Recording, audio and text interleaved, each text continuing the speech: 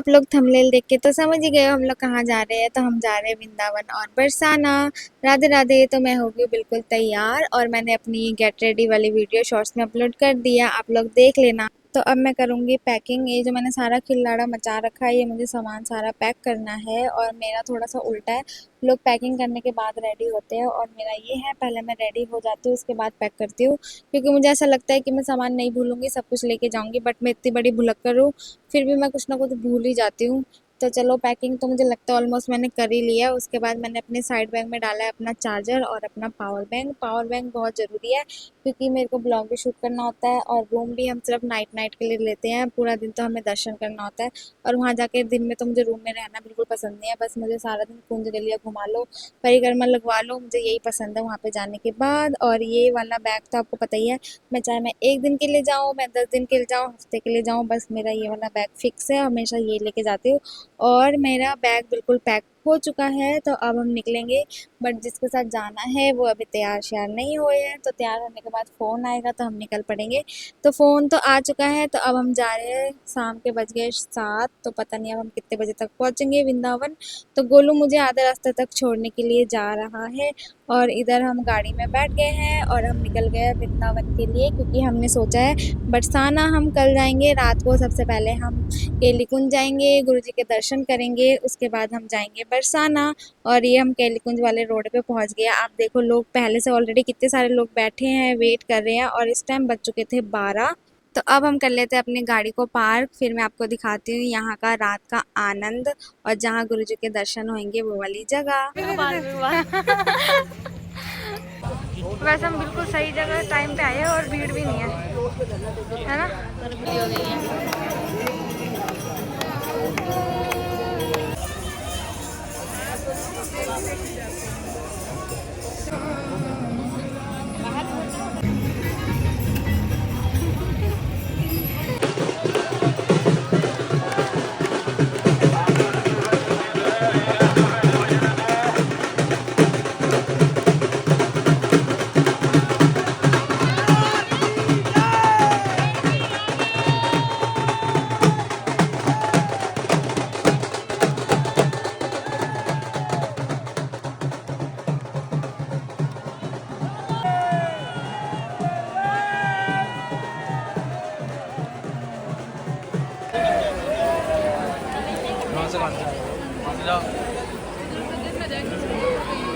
तो दर्शन तो हमें बहुत अच्छे हो गए हैं और यहीं पे हमें बज गए थे सुबह के 5:30। तो सबको बहुत ज़ोर से भूख लगी हुई थी और आपको पता ही है यहाँ पे मैगी, कुल्हड़ पिज़्ज़ा, चाय, कॉफ़ी और वेज बिरयानी ये सब इजीली मिल जाता है।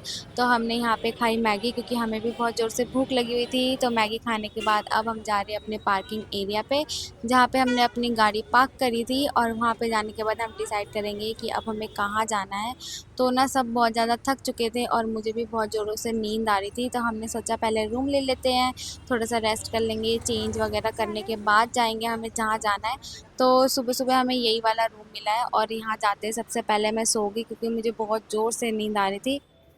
राधे राधे। तो सुबह के 10 बज चुके हैं, तो थोड़ी बहुत थकान भी उतर गई है और थोड़ी बहुत नींद भी पूरी हो चुकी है। तो अब बाहर का व्यू देखो और धूप भी बहुत ज़ोर से हो गई थी। तो 11 बजे चेकआउट का टाइम है, तो चलो फटाफट से तैयार हो जाते हैं। तो मैं और नंदनी बिल्कुल रेडी हो चुके हैं और बाकी लोग अभी रेडी हो रहे हैं। तो इसलिए हमने सोचा कि बाहर सनलाइट बहुत अच्छी आ रही है, तो हम अपनी वीडियोस बना लेते हैं, फ़ोटोज़ वगैरह क्लिक कर लेते हैं। तो बाहर हमने फ़ोटोज़ वीडियोस क्लिक कराने के बाद अब हम कर रहे हैं अपने रूम से चेकआउट, जो कि 11:30 बजे हम कर रहे थे। तो अब हम जा रहे हैं नीचे, गाड़ी में बैठ गए हैं और सबको भूख लगी है तो हमें नाश्ता करना है। तो आपको पता ही है वृंदावन का हमारा नाश्ता पॉइंट कौन सा है। तो हम सीधा पहुँच गए चाट चौपाटी। तो सबसे पहले हमने मंगाया राजमा चावल। तो आपको पता ही है मुझे चाट चौपाटी का राजमा चावल बहुत ज़्यादा पसंद है, ये लोग बहुत टेस्टी बनाते हैं राजमा चावल। तो आप जब भी वृंदावन जाओ यहाँ का राजमा चावल तो ज़रूर ट्राई करना, बाकी कुछ करो ना करो।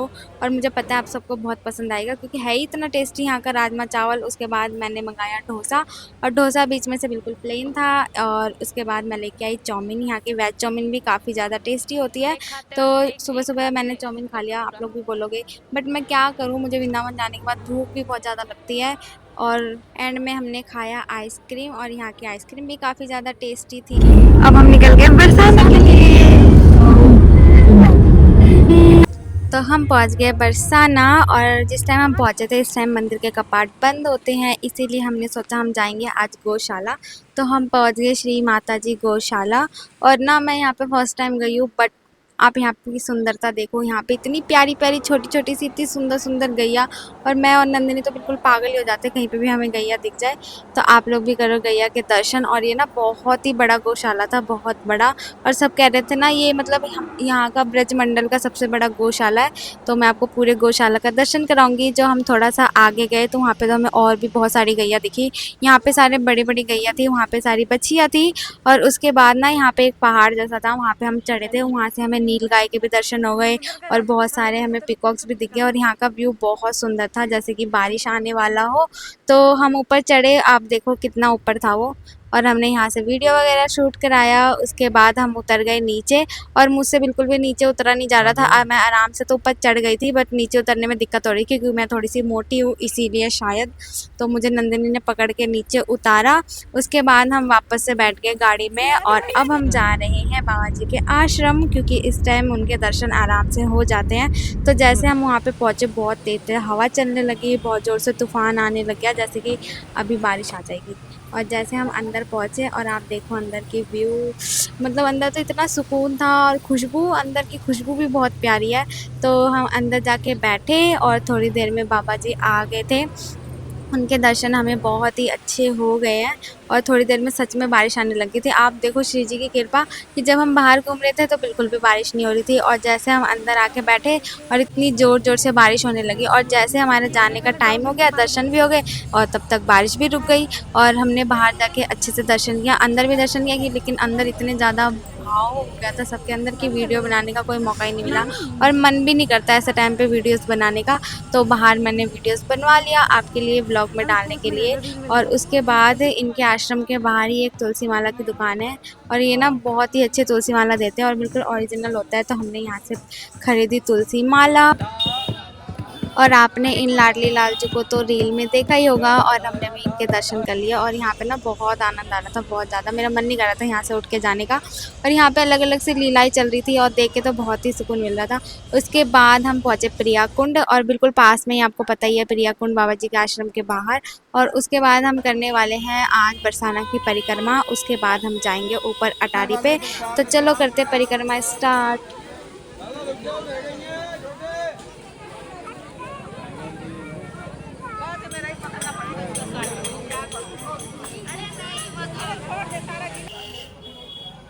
और ये है परिक्रमा मार्ग जहाँ से होती है हमारी परिक्रमा स्टार्ट। और यहाँ से अब हम परिक्रमा लगाते हुए जाएंगे ऊपर अटारी पे। और वहाँ जाके करेंगे हम श्री जी के दर्शन। और थोड़ी देर में हम पहुँच गए रंगीली गली।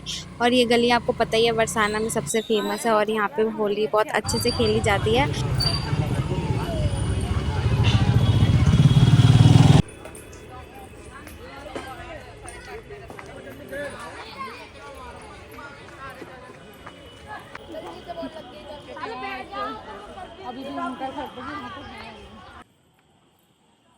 तो हम बहुत आराम से परिक्रमा लगा रहे थे, क्योंकि जब मैं यहाँ के परिक्रमा मार्ग में पहुँचती हूँ ना, तो मैं सोचती हूँ यहाँ की परिक्रमा ख़त्म ही ना हो, इतना सुकून मिलता है। तो थोड़ी देर में हम पहुँच गए साकरी खोर, जहाँ पे श्री जी की मटकी फोड़ी थी हमारे ठाकुर जी ने। और यहाँ पे ठाकुर जी के पंजों के निशान भी है। और यहाँ पे बहुत अच्छी खुशबू भी आती है दही और माखन की। तो यहाँ पे दर्शन करने के बाद थोड़ी देर हम यहाँ पे बैठे। तो बैठने के बाद थोड़ा सा शाम और हो गया। और फिर हम यहाँ से उतर के जब हम नीचे गए तो यहाँ पे बहुत अच्छी ठाकुर जी की और श्री जी की लीला चल रही थी। वो वाली लीला भी आपने रील में ज़रूर देखी होगी, इनकी वीडियोस काफ़ी ज़्यादा आती है।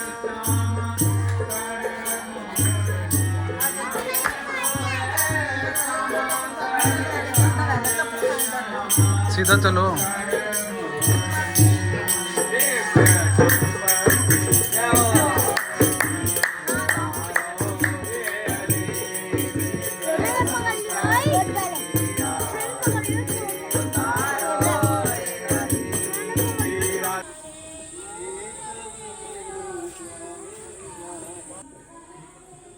तो परिक्रमा करते हुए हम पहुंच गए गहवर वन, और ये वही स्थान है जहाँ पे हमारे श्री जी और ठाकुर जी की नित्य लीला चलती रहती है।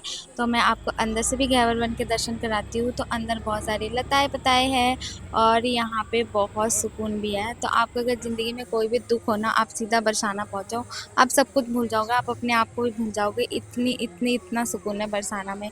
उसके बाद हम पहुँच गए गहवर कुंड, थोड़ी देर यहाँ पे बैठे, दर्शन किया। उसके बाद हमने परिक्रमा लगानी फिर से शुरू कर दी और हम पहुंच गए मानगढ़।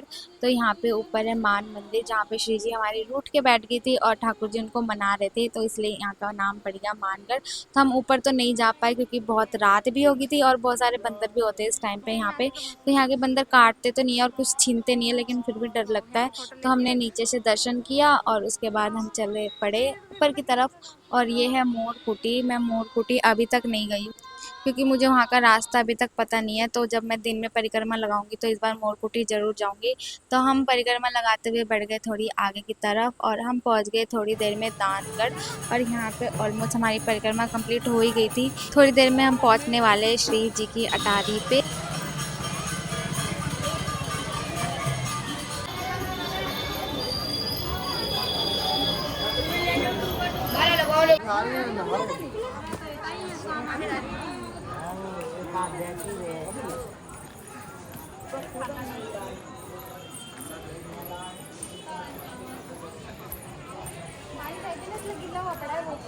पूरा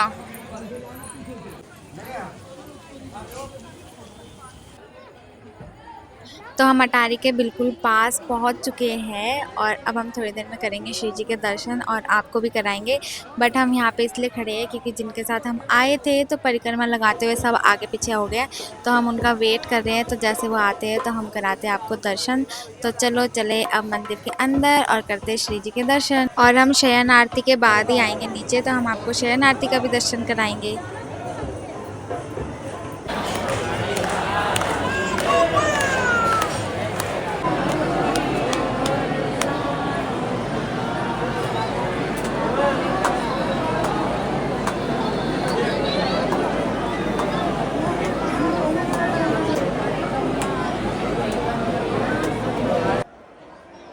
तो श्री जी के बहुत अच्छे दर्शन हो गए हैं और शयन आरती भी हो गई है। और देखो सब नीचे की तरफ आ रहे हैं क्योंकि अनाउंसमेंट भी हो गया कि कपाट बंद होने वाले हैं। तो हम भी नीचे आ गए। तो थोड़ी देर हम यहाँ पे बैठे, उसके बाद सबको बहुत जोर से भूख भी लगी हुई थी, तो हम जा रहे हैं नीचे।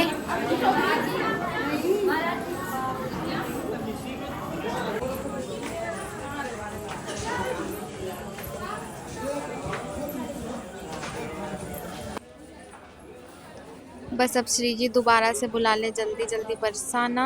और हम लोग नीचे पहुंच गए। इस टाइम थे 9:30 या 10 बज रहे थे और नीचे जाने के बाद सबको भूख लगी थी। और आपको पता ही है ये जब हम अटारियों पे चढ़ते हैं तो सीढ़ियों के पास बहुत सारी शॉप है जहाँ पे लस्सी मिलती है। तो सब ने यहाँ पे लस्सी खाया या पिया जो भी है। उसके बाद हम यहाँ से परिक्रमा जहाँ से स्टार्ट करी थी वहाँ पे परिक्रमा समापन की और हम निकल गए पानीपत अपने घर के लिए। और आज का ब्लॉग है यहीं तक। राधे राधे।